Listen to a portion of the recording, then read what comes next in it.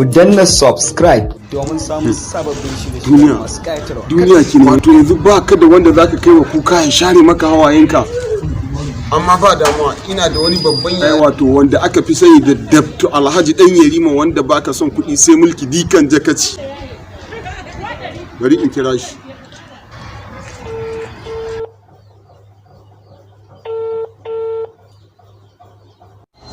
Hello? Alhaji Dabto Dan Yarima, wanda baka son kuɗi sai mulki. Wallahi ina gaya ma gari yana nan lafiya kalafa, amma wallahi sai dai na gaya akwai matsala. Na kai sati na koko ma yana damu na balle na alle, wallahi ina gaya ma. Alhaji Dabto Dan Yarima, wanda baka son kuɗi sai mulki jikan dakaci yayi. Nagode. 10,000 sun shigo kenan kai ka ce yau akwai hushasha.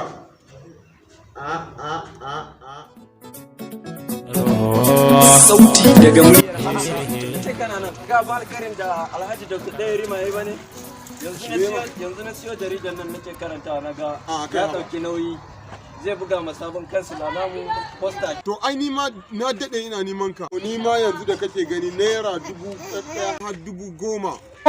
Ba ka tsoron soja Maganin poster da kake magana yanzu hakan nan ya riga da ya buga.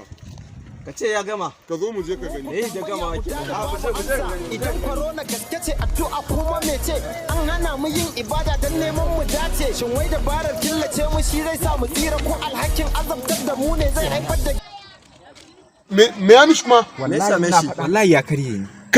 Ya karya. Subhanallahi. yanzu ina za ku Ka faji shi ko ka bayan kan da shi ko. Za mu je FMC. FMC kuma Mana FMC za mu je. Ga FMC ga Dabto Dan Yarima jikan da kaci baka son kuɗi sai mulki. Waye kenan? ku zo mu je wurin Alhaji Dabto Dan Yarima Dan Yarima ne naji ana faɗa a Shi rediyo. ne yake karya Shi din wanda baya son Wanda kuɗi naji ana sai faɗa a mulki. rediyo fa. Alhaji Dabto Dan Oke Yarima wancan jikan ne da da ake kaci. faɗin magana. yanzu zai ma dauri za ka samu lafiya Sauri mu je mu je. Kama shi.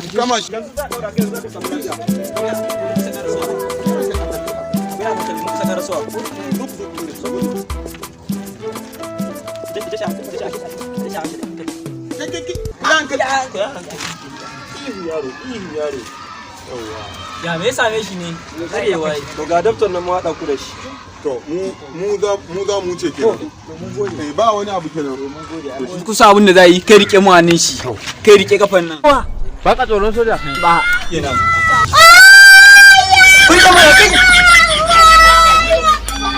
Allah ya isa na mugun shege dan uwarka. da kyau ku rike shi da kyau kun ta mara kai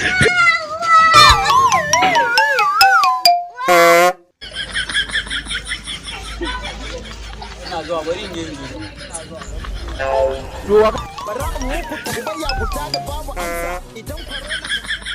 kuma mece an hana mu yin ibada don neman mu dace shin wai da